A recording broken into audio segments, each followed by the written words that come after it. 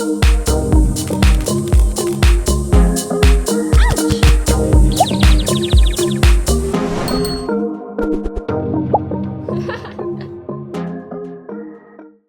everyone, I'm Meredith. A couple of weeks ago I made a video about how my handbags had been stolen while they were in transit from Sydney to Brisbane with DHL. The boxes had been opened and the items in question had been stolen in transit and were not there when they arrived to my friend Connor in Brisbane.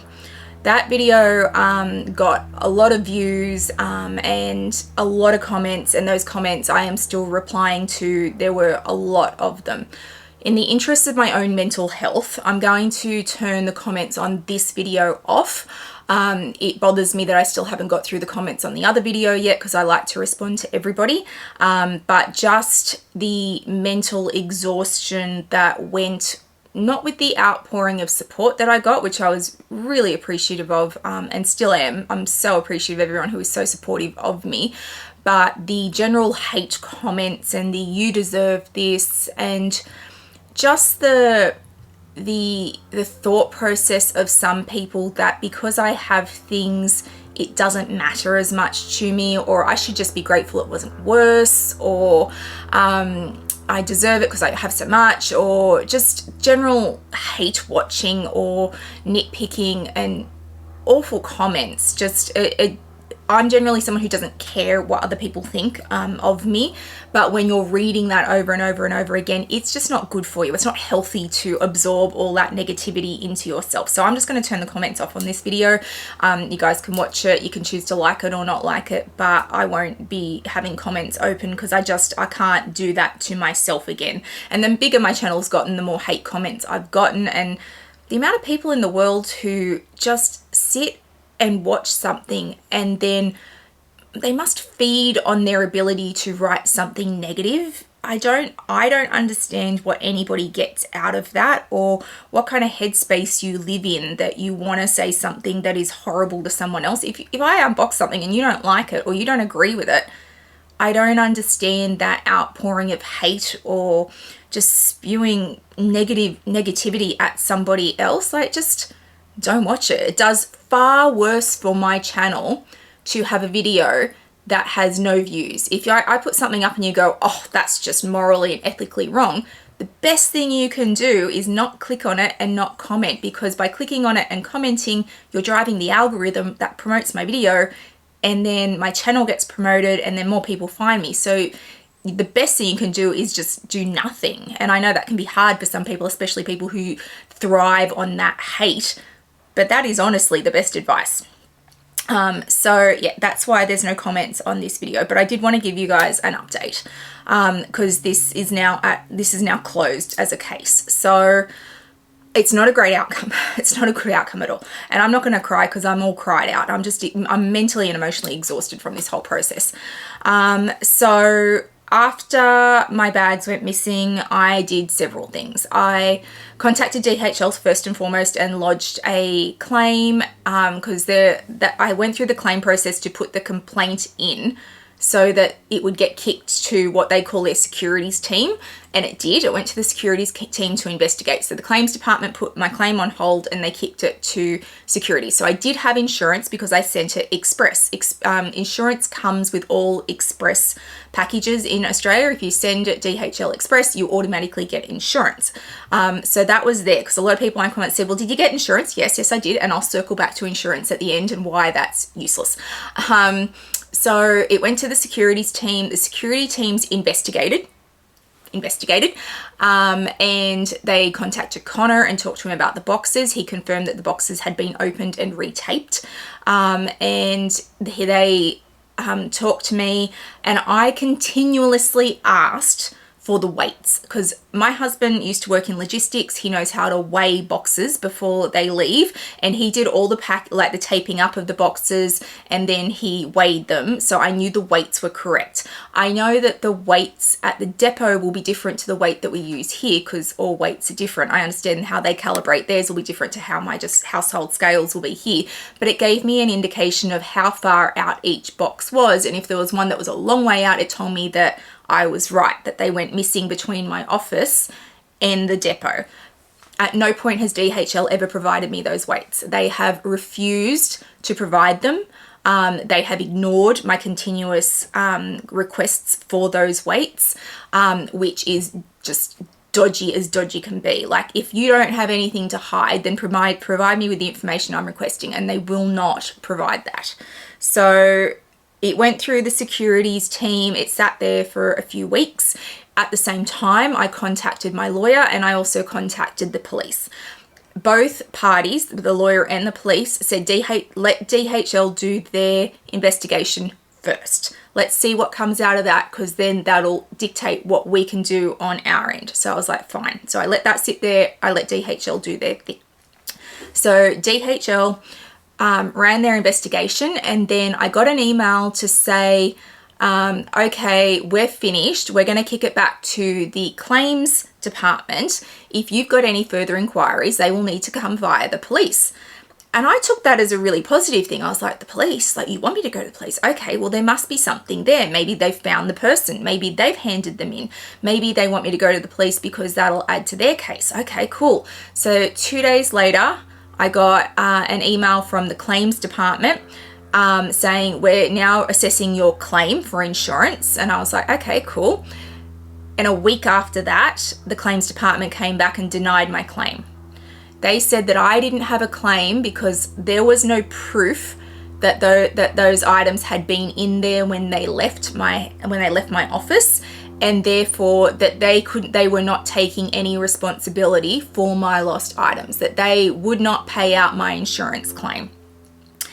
So that was the end with DHL. As far as they were concerned, they were done. They had done their investigation and found no fault of their own part, and they were not going to pay insurance because they weren't at fault. So the insurance became absolutely useless at that point. And I'll make the point that those of you who take insurance with a company should be really careful about it. So if you insure through a third party, so my house, if I have a mortgage on my house, the bank that holds the mortgage company is generally not the same as the insurance company. It's a third party insurance company. Or if you build a house, the builder's insurance, and then you get insurance, like you don't ever use the same company for two things, because in order for you to get through the insurance claim, they've got to admit fault. And essentially what's happening is DHL have to admit fault in order to pay the claim. And if they admit fault, they've got to pay the claim, so then they've got to give me money. So it's not in their best interest to ever admit fault, because they don't want to give me any money, because then they have to pay out the insurance claim. And my insurance claim was like thousands of dollars. It wasn't like $100 they had to give me. It was thousands of dollars. So in the insurance, when you do that with DHL, because it's not through a third party, unless you have a clearly damaged package that you can show absolute complete evidence that it's been destroyed, the likelihood of them wanting to pay a claim is very small, because why would they want to admit fault so that they can just give you money? It's the insurance, as Connor calls it, is a Ponzi scheme. Like it's there to lull you into a false sense of security. I have insurance, it's okay. Yeah, only if fault can be applied.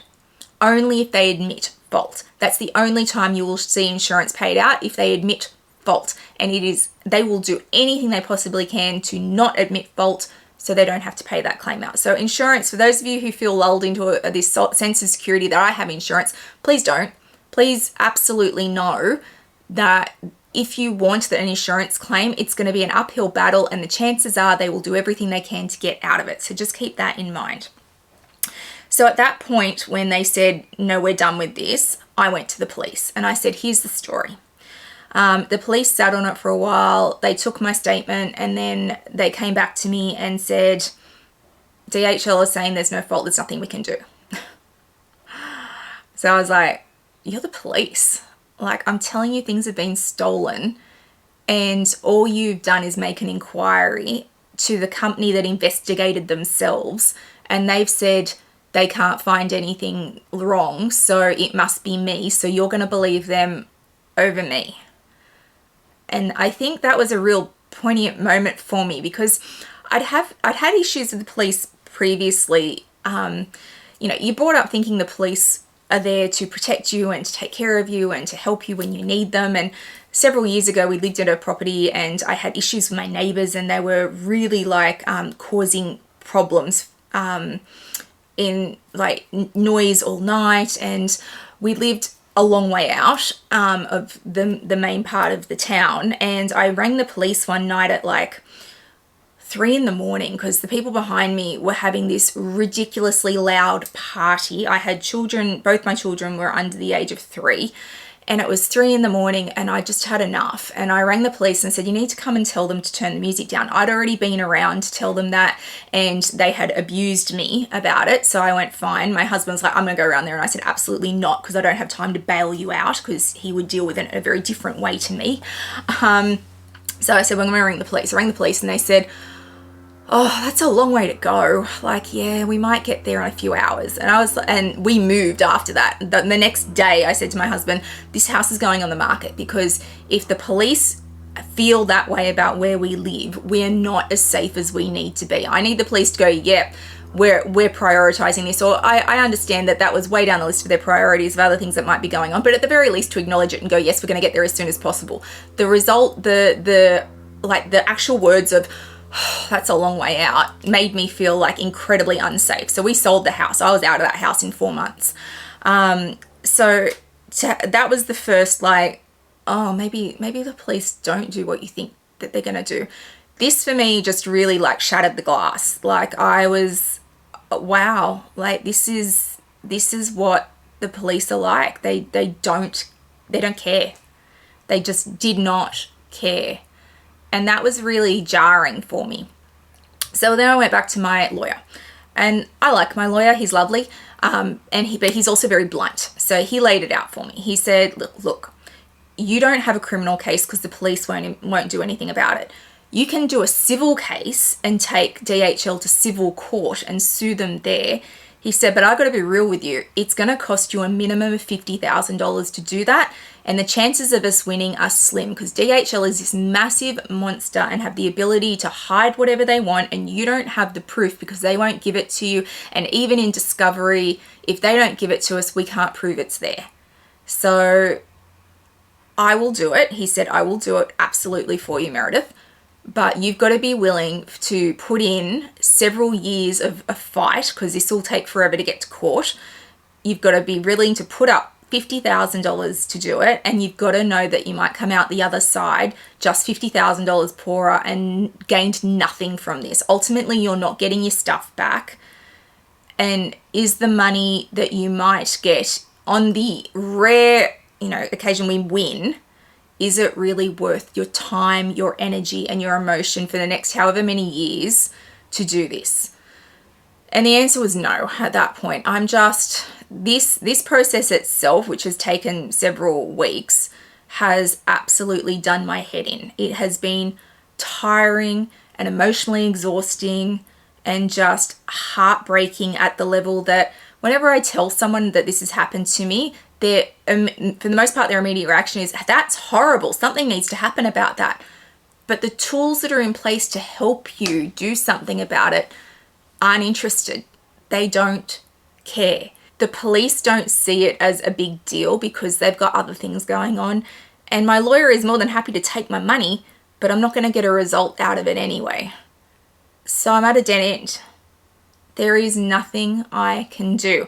And I know that will bring the haters a lot of joy, that I've gone through this whole process where I was so gung-ho that I wanted a result and I wanted someone found and I wanted someone charged, and I didn't get anything out of that. And that will bring people joy. And to those people, I say, you are a sad, sad human. But yeah, it's just devastating that there is no help out there, that this can happen to you, and that the people who are supposed to be there to help you, to track down someone who is stealing, don't care, don't have time. It's not a big deal. They've got other things to do. You can afford it. It's a small loss, which it's really not. So yeah. So I thought I'd go through a couple of things that I think are important for you guys to know going forward if you are sending your things. Because what I did do through this whole process was ask a ridiculous amount of questions because I think it's important to have all the information. So first off, everyone said, well, you need to video it when you pack it. Nope. So unless you are packing it with the pickup person present, so in shot, video it, the pickup person is standing there, you are pushing the things in the box, putting the tape around the box, putting the label on the box and handing it to that person, your proof is null and void. Because just because you videoed it at home or wherever you were before you handed it over does not mean those items are in that box. The proof is not there. You could easily reopen those boxes, take things out, reseal them, and then offer that up as proof. So that is not proof. That has been explained to me on several occasions because I did have photos and video of me packing them here at home. Means nothing. Absolutely nothing. So please keep that in mind.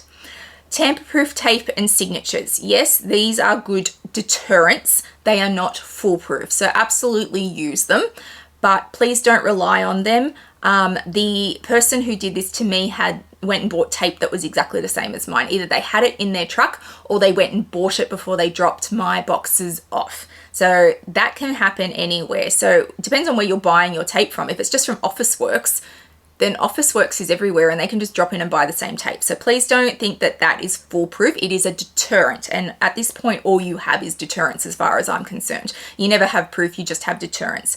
So just be aware of that. And if you're applying that tape, try and apply it in the video with the delivery person there. Although this morning I've had a conversation with Rod from the Lux Theory who said that a pickup of his wasn't collected because he took too long to get it to the front door, right, by DHL. So yeah, the whole stand there while I pack this might be a problem also.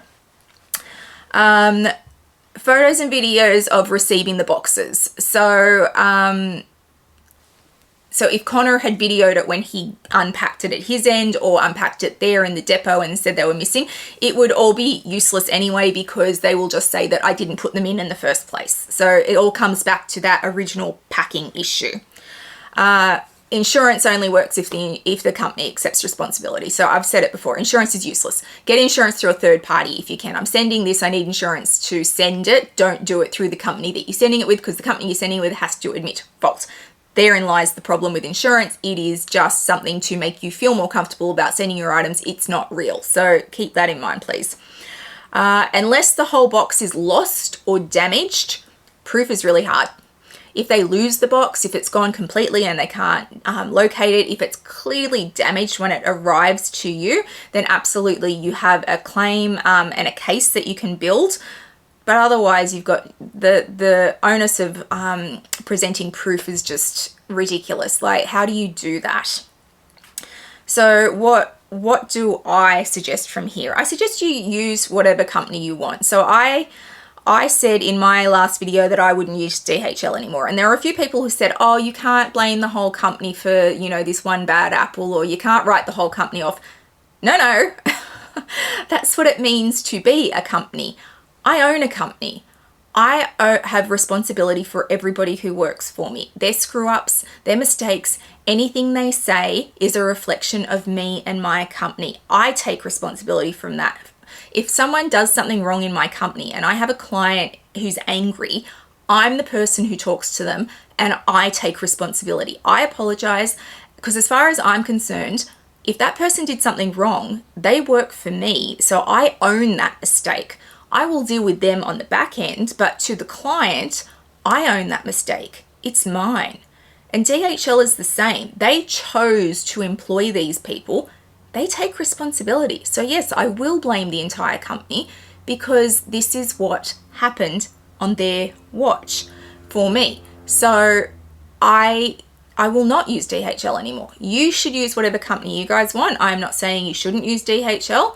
I won't be using DHL anymore because of this experience that I've had. And this is just my experience. There are millions of people who use DHL every day who have had no issues whatsoever. And that's fantastic. But one bad experience will always change your opinion of an entire company. And the way they've handled this has not been satisfactory. I don't believe it. The fact that they are still withholding information from me tells me that there is something there. And if they had nothing to hide, they would release the information. So yeah, that's where I'm at. You should all make your own decisions on what you need to do when you ship packages. Don't ever think that anything is safe. So just because you have insurance, you're sending an express, you're using whatever transport company you are, you've always got to go in with really open eyes and just think, this might not make it to the other end. Am I okay with that? Like, it's a leap of faith. You have to just take the leap of faith if you need to send it, but please don't ever go in thinking this is a full, like, I've done this level of service, so therefore it will happen. No, doesn't work that way. Someone said never send more than a single item at a time, because I put lots of items in a box, obviously. But then there were other people in the comments who were saying, I've received an empty box. Like, I had one thing shipped to me and I had to receive an empty box. So I don't know if that works anyway. There's just no foolproof plan on how to get you things places. So every system is set up to make sure that the risk is always yours. It's not the company's. So they make sure that you take on all that risk. So, and the company will always protect itself. So it doesn't matter what transport company you use, they're all set up to ensure that the risk remains with you, not with them. They offer insurance in order to try and make you feel like you're not carrying as much risk, because I'll just put in an insurance claim. But we've seen clearly that the insurance only works if they take responsibility. So it's just there to make you feel secure, but ultimately the risk is always yours. So please keep that in mind. Police don't care. It was nothing. They just, yeah, it's not on their radar. They don't care. And that to me is just amazing. So yeah, it's a sad, sad reflection on society.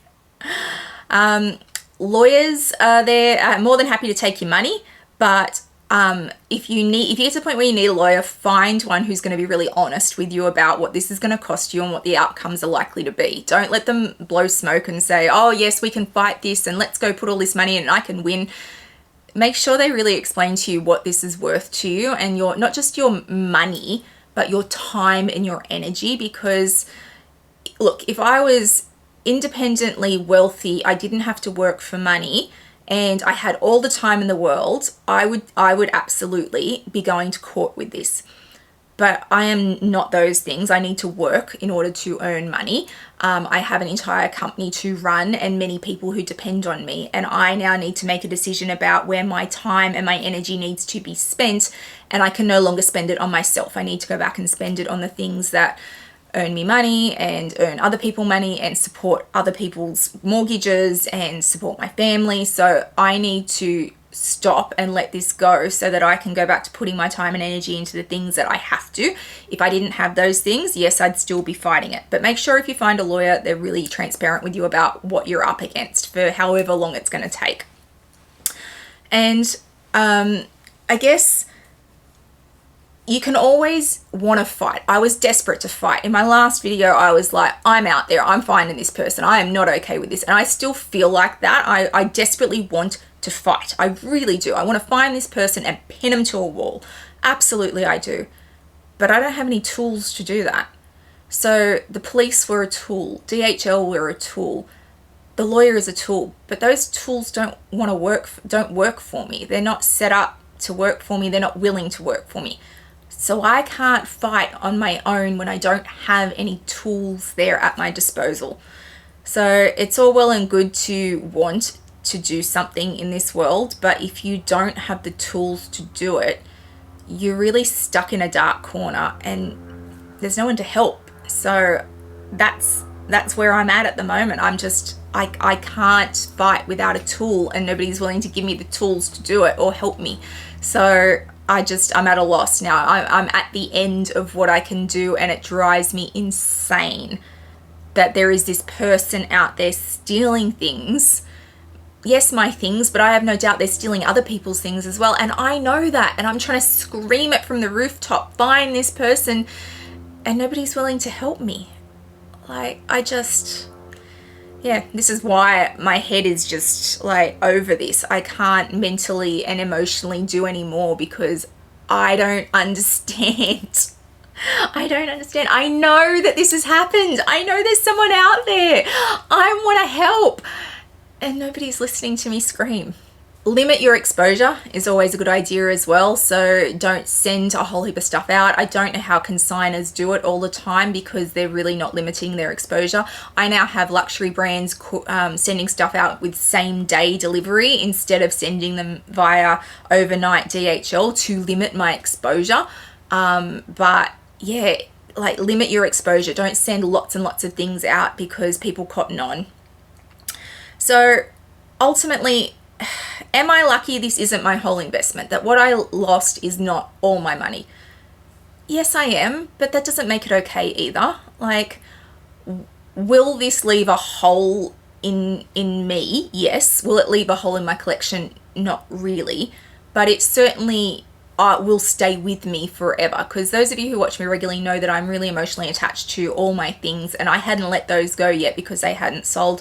So it will always stay with me, and it will really change the way I look at a lot of things. This whole process will change the way I look at a lot of things. But it doesn't diminish what happened to me just because it doesn't have the impact of being my whole collection. So yes, had it been everything I owned, it would have a very different repercussion for me, but emotionally it holds the same weight regardless of what I do or don't have. And I guess finally, is my needing to accept this a sad reflection on society in our times? Yeah, I really believe it is. Like, and I know I'm 43. I've started to get to that point where I go, well, this wouldn't have happened in my day and back when, and I really feel that at 43. But this to me was an absolute wake-up call for really looking at how society now operates and what is acceptable to people, that this is acceptable. My comments section in the last video were an insight, a window into that, what is acceptable and what people will accept as okay, and that some people just weren't outraged, or, you know, the fact that they didn't care didn't worry me. The fact that they tried to justify it worried me. The fact that they said, well, you know, just move on. Like, I don't know. Am I just so idealistic that I'm out of touch? And that might well be the case. This is not the first bad thing that's ever happened to me. I've been robbed before in my house. Like, I have had terrible things happen, so I'm not stupid. I am fairly resilient, and I have had experiences. So please don't misconstrue this as, oh, you know, you just didn't understand because it was the first thing bad ever happened to you. No, plenty of bad things have happened to me, and not the first time I've been robbed. But yeah, it's just such a wake-up call to what people will accept as okay and let slide. And that to me, I don't even have words. I don't have words to explain how I'm trying to process that in my head, that the world has changed. And yes, the world changes all the time, but that it's really become just people have just become blasé. Oh, you lost $20,000 worth of stuff. Oh, that's terrible, and move on. That nobody cares, and the people who should care really don't care. So I guess that's my takeaway from all of this, that it was a horrible experience that has kind of left me a little bit broken in how I look at the world. And I'm sure lots of you out there have felt this at different times, and I'm sure a lot of you have been where I am now for a lot longer than I have, and, you know, like, well, welcome to the party, Meredith. This is society, and isn't it horrible? But yeah, it's been a real eye-opening wake-up call for me to see this process unfold in front of me, and to see the sheer lack of care people have about other people in general, and about trying to find someone who's doing something wrong. So yeah, that's really my takeaway from all of this. So I hope, if nothing else, these videos provide people with some insight into things that they should be doing when they're sending things. I am not encouraging anyone to not use a company just because of my experiences. You should all make your own decisions, do your own due diligence on that. But for my experience, and ironically, after it all happened, DHL then do follow up emails and phone calls about, oh, how was your experience? Rate us. And I'm like, are you kidding me with this? Like, this is ridiculous that they do this, because the poor guy who got me on the phone from customer service who's trying to just get his data in for the day about people's experience, like, I let him have it. So I was like, are you kidding me? This has been my experience and now you want me to give you feedback on that? Let me give you feedback. So yeah, take from this video what you will. I am sorry this has not been the positive outcome people wanted. In an ideal world, the thief would have been caught and I would have my items back, but we don't live in an ideal world. And yeah, I guess we just all have to accept the reality in which we live and do what we can to protect ourselves as much as we can and protect our items as much as we can, but just know nothing is ever safe. So I'm sorry this isn't a more uplifting video, but I did want to give you guys an update. It's the end of the story, I'm afraid, and I don't have anything good to say. So yeah, if you can give this video a thumbs up at the very least, come subscribe to my channel. I'd really appreciate it. And I'll see you guys later. Bye guys.